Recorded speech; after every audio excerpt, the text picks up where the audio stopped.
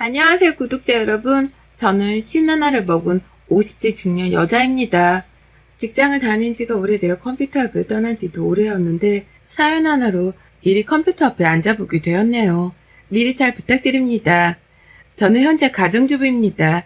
애가 둘인데 애들도 다 커서 제가 더 이상 뒷바라지를 할 일이 없고요. 지들 친구랑 노는데 더 좋다는 애들이라서 저는 저대로 이웃 친구들이랑 커피 마시고 집에서 가끔씩 모여 같이 밥을 해먹으면서 시간을 보내고 있었습니다. 요즘은 남편이 몸 관리를 해야겠다며 주말마다 등산을 하자고 하길래 주말도 나름 보람차게 보내며 사는 중이었고요. 사는 게 그저 유했다 보니 저는 걱정이랄 것이 없는 편이었습니다. 가정에 책임이 강한 남편이 바깥에서 일도 잘해오기도 했고 저는 저대로 자식들 잘 키워놓고 대학까지 다 보내놓은 후였어서 딱히 고민을 떠안고 살 이유가 없었습니다. 하지만 팔자 좋게 보이는 저에게도 고민이란 게 있었어요. 그래서 이렇게 이 나이 먹고 눈까지 침침해지고 있는데 컴퓨터 앞에 앉게 되었고요. 저희 시댁은 보통의 집안들과는 좀 다르다고 할 수 있는 것이 많았어요. 하나는 시어머니셨고 하나는 형제자매들의 우애였는데요. 시어머니가 오래전부터 병치레를 좀 심하게 하셔서 집안에서는 가장 걱정을 많이 할 수밖에 없는 분이셨습니다. 실제로 제가 결혼을 하고 난 후에 입원하고 수술하신 것만 수차례가 넘으셨고요. 수술을 받고 나면 치료 후유증으로 또 고생을 많이 하시느라 가족들이 번갈아가며 신경을 많이 쓰고 살아야 했어요. 자식된 입장에서 부모가 아픈데 보살피는 건 당연했는지라 저도 며느리로서 제 할 일을 하며 최대한 어머님 뒷바라지에 도움을 주려고 했고요. 하지만 이게 시간이 지날수록 점점 힘든 점도 있더라고요. 형제자매들 간의 수준 격차가 벌어지기 시작하면서 일방적으로 한쪽에서만 시어머니의 병간호 비용을 대고 노동을 할애해가며 시간을 쏟아야 했던 겁니다. 가장 힘든 건 맏며느리인 저였고요. 남편한테는 위로 누나가 하나 있고 밑으로는 남동생이랑 여동생이 하나씩 있습니다.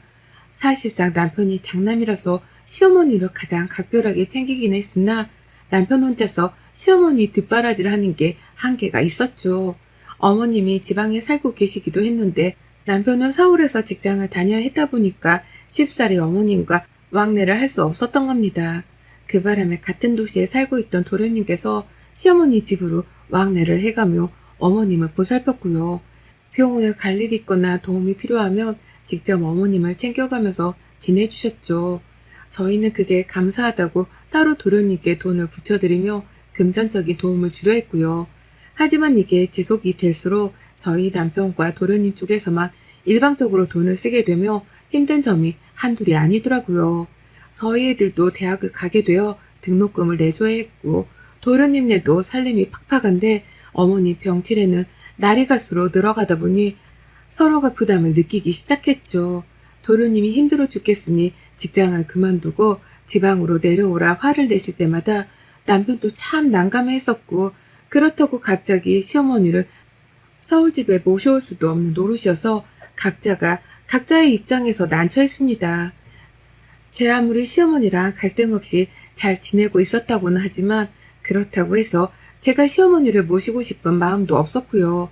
그런데 그 와중에 어머님은 자식들한테 모두가 다 공평히 재산을 나눠주겠다고만 말씀을 하셨답니다. 재산이라고 해봤자 지금 살고 있는 지방의 전원주택 하나와 인근에 있는 산 대지 몇 평이 전부였었는데요. 자신의 병치레를 도와주고 간호해주고 있는 아들들한테만 나눠주는 게 아니라 전혀 신경을 쓰지 않고 지내고 있는 시누이들한테까지 싹 다 공평히 나눠줄 거라고만 하시더라고요. 그러니 남편이랑 도련님 입장에서는 억울하잖아요. 제 3자나 다름없는 제가 보더라도 이건 공평한 게 아니란 생각에 화가 좀 났습니다. 그러다 결국 남편이 먼저 총대를 메고서는 형제들을 불렀고요. 지난해 추석 코로나 이후 정말 오래간만에 온 가족들이 시댁에서 만나 대화를 나눴어요. 대화를 한참 나누고 나서야 서로 시어머니를 번갈아 챙기는 게 맞다는 남편과 도련님 그리고 막내 시누이가 한편이 되었고요. 자식 키우느라 정신없어서 못한다고 하는 큰 시누이가 혼자 맞선 채로 의견이 팽팽하게 맞섰답니다. 큰 시누이는 늦지막히 결혼을 해서 애를 셋 낳았거든요. 막내 아이가 아직 고등학생이고요. 자기 아들 뒷바라지를 해야 해서 시어머니를 챙길 수 없단 말로 시어머니를 나물라라며 한참 동안 형제들과의 대화를 일방적으로 거절했어요. 여자는 출가 외인이니까 친정일에 돈까지 들어가면서 나설 수 없다는 말로 끝까지 자신을 대변했는데요. 그런 와중에도 시어머니가 재산을 공평하게 나눠줄 거라고 하신 것에 대해서는 끝까지 부정도 안 하고 받으려고만 하더라고요. 힘든 일을 하고 싶지는 않은데 재산은 공평하게 나눠보고 싶다는 큰 신우의 못된 신부가 훤히 보였던 날이었습니다. 그 꼴을 보며 저나 나머지 식구들은 모두 한마음 한뜻으로 큰 신우를 원망했고요. 그렇게 대화가 제대로 끝나지도 않은 채 일방적으로 종료가 되었어요. 자기 애가 공부를 해야 해서 얼른 가봐야겠다며 큰 신우이가 먼저 시댁을 떠났거든요. 그 바람에 나머지 식구들도 어영부영 하다가 제대로 된 결론을 내리지도 못한 채 각자의 집으로 해산을 했고요. 형제자매가 많으면 이런 크고 작은 사소한 돈 문제가 큰 갈등을 일으키구나 싶은 마음에 얼마나 씁쓸하고 또 안타까웠는지 모릅니다. 사는 게 풍족하지 못하면 말년에 이런 꼴을 당하는구나 싶어서 절대로 자식한테 돈을 퍼주기만 하지 말고 내 몸은 내가 챙기며 살아야겠다 싶기도 하더라고요. 그러다가 정말 뜻밖에도 큰 시누이에게서 먼저 연락을 받았어요. 큰 시누이가 남편한테 바로 전화를 한 게 아니라 저한테로 바로 연락을 해서는 의견을 구하더라고요. 남매끼리 갯돈을 모아서 앞으로 지출을 하게 될 시어머니의 병원비나 간병 비용을 대면 어쩌냐고 말이죠. 각자 일정 돈을 공평하게 모아서 한 통장 안에 저축을 하고 그 돈으로 쭉 어머님을 보살피고자 하는데 너무 괜찮은 생각이더라고요. 그래서 저도 바로 남편한테 말을 전하고서는 좋은 아이디어 같다며 뜻을 모았죠. 남편도 큰 누나가 웬일로 철든 소리를 했냐며 새삼 놀라워했고 도련님과 아가씨는 바로 갯돈을 모으기 시작하자며 행동으로 옮기셨답니다.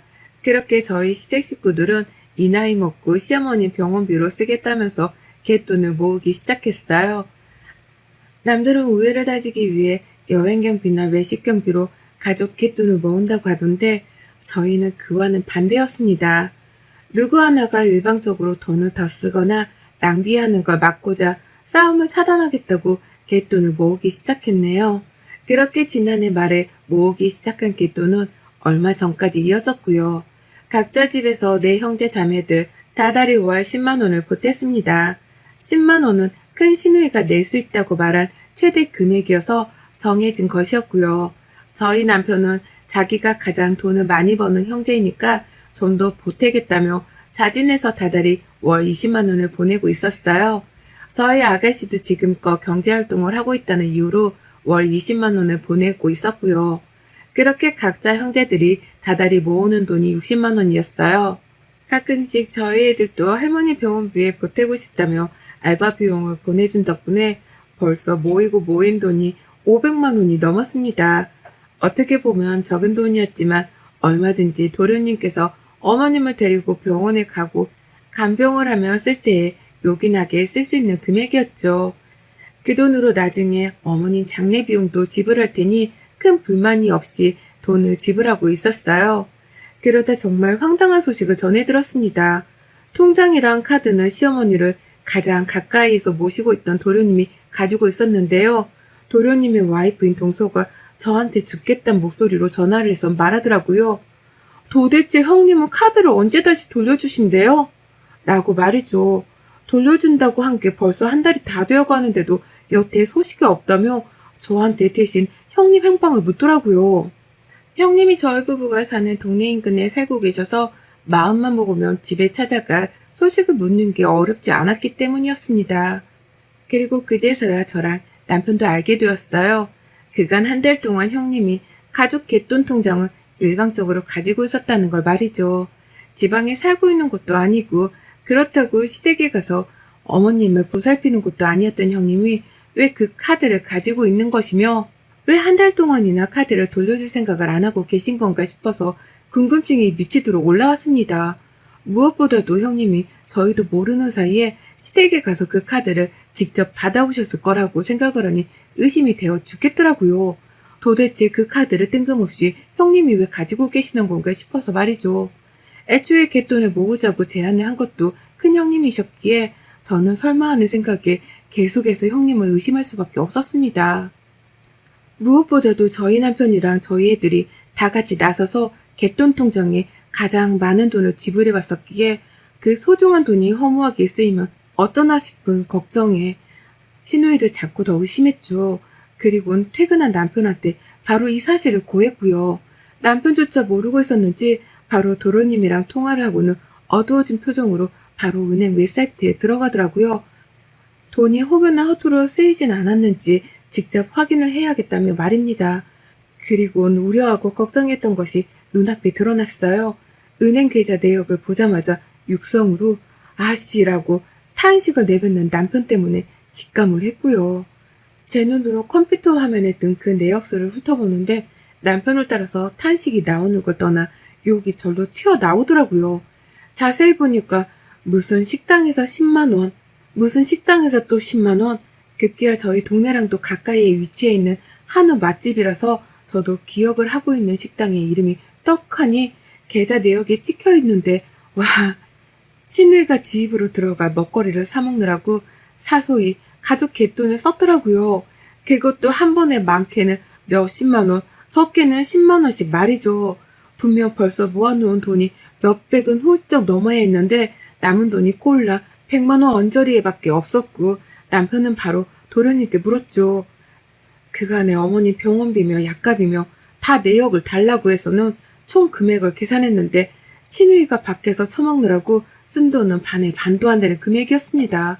결국 그날 남편은 망설일 것도 없이 신우이한테 전화를 했습니다. 안 오면 니네 집으로 쳐들어가서 자식들 앞에서 개 쪽을 줄 거라며 난리를 피웠는데도 신우이가 바빠서 못 온다며 울고 불고까지 하면서 사정을 하더라고요. 그래서 남편은 스피커폰으로 켜놓은 채로 신우이한테 온갖 쌍욕을 날려가면서 혼을 냈죠. 누나가 사람이야? 엄마 병원비 보태려고 남매들끼리 부담 좀 덜고자 모아놓은 돈인데 그걸 멋대로 쓰는 게 사람 새끼냐? 라면서 말이죠. 그런데 남동생한테 욕까지 처먹으면서 혼이 난 신우이가 뭐라고 변명을 한 줄 아세요? 바로 그 집 자식들 애 셋을 들먹이며 이유를 댔어요. 우리 집에 애가 셋이나 있잖아. 막내는 고3이고 몸보신을 시켜야 하는데 엄마가 돼서 제대로 돈을 벌어오는 것도 아니고 내가 잘 먹게라도 해야 마음이 편해서 카드를 좀 썼어. 근데 이거 내가 금방 갚아서 다시 돈을 집어넣으려고 했었어. 정말이야.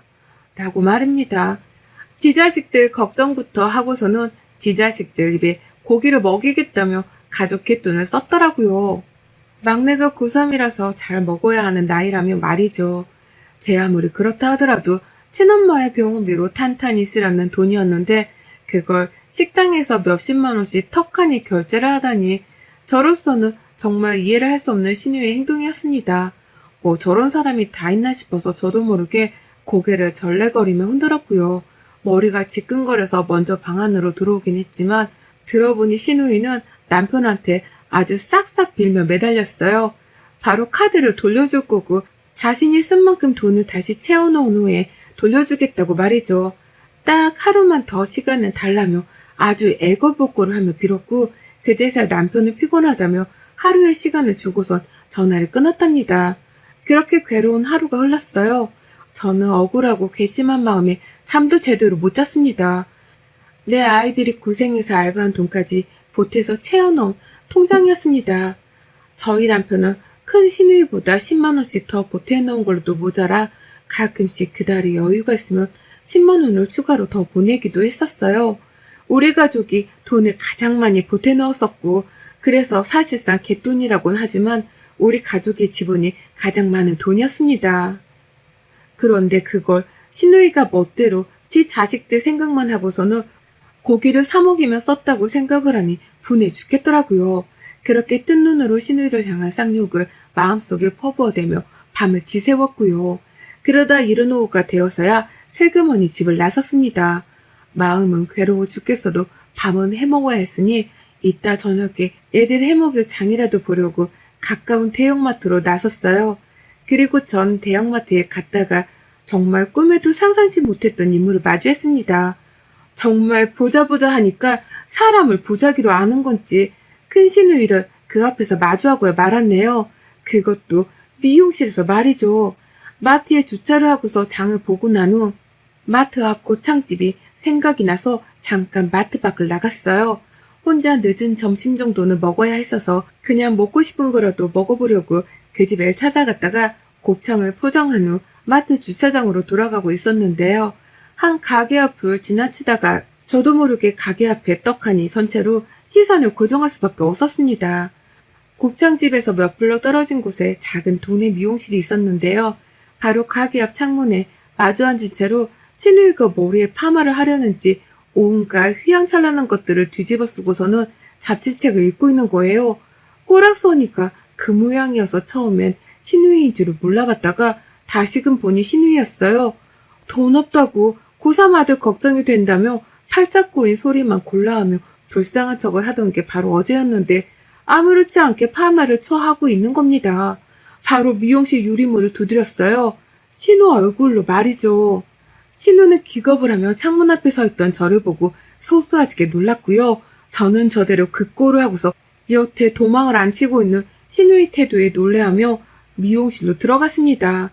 신우이는 파마 기계에 머리가 고정되어 있어서 움직이지 못했어요.